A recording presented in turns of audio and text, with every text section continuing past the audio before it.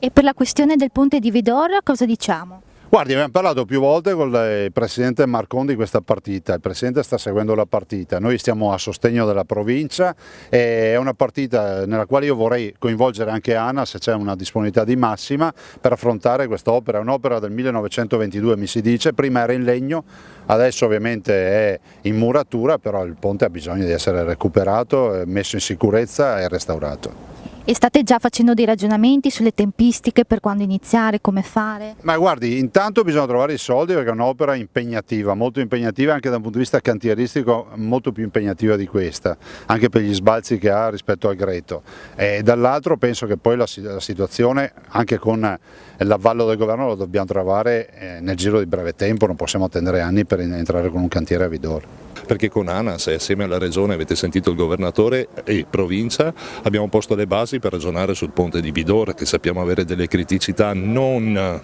drammatiche ma che comunque fa bisogno di una risposta in tempi brevi, sia in termini di sicurezza del ponte stesso sia in termini di magari di nuova viabilità.